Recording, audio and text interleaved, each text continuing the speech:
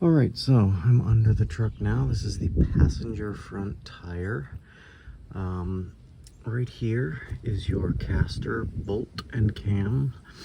Now this is a adjustable cam, so that adjusts your caster right there. How you turn the bolt is how this washer will ride in this eccentric path here and will adjust your cam. So what I did was take my 3-ton jack, a little bit of wood there, and I just jacked it up enough so that it doesn't lift the truck off the ground. It just takes the pressure off of the control arm to the axle housing here, basically raising the axle housing and the control arm just a little bit, just to take the pressure off of this.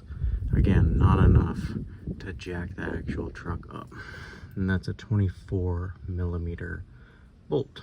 I'm going to loosen it up and I'm going to try to spin it so that I can actually get this caster back in normal operating range. Right now it's even outside the furthest line, which is here. If you look at the driver's side, it's actually way different. So we're gonna get it somewhat closer. My truck has about 1.5 inches lean in it right now, and I think this is what's causing it.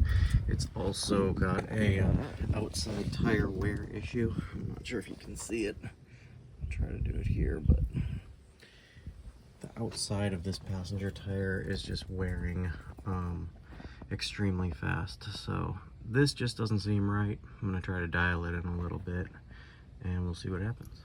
All right, so that is 24mm. However, I didn't mention this nut is larger. So I have a 27 on there right now, and it's got just a tiny bit of play. It's probably a standard size, but I use metric for everything. So 27mm fits on there. We're gonna go ahead and loosen that up. Loosen the nut side. All right, the nut is loosened, and now I'm just gonna simply turn the bolt side. I do have a shorter ratchet here now that it's already loose, so just turn it and you can see that's adjusting. So I'm just gonna go to the second line there, third line down from the front, and we'll do that and we'll tighten it all back up. All right, and as far as torque, we have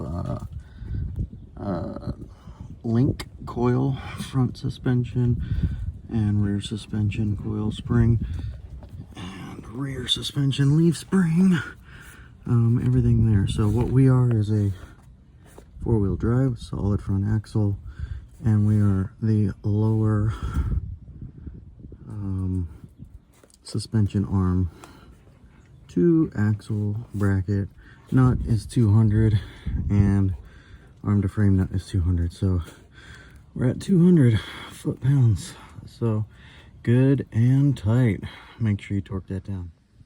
All right, we got that torque down to 200 foot-pounds. I'm gonna go ahead and lower the support down and then re-torque one more time, and then we'll take it around for a ride.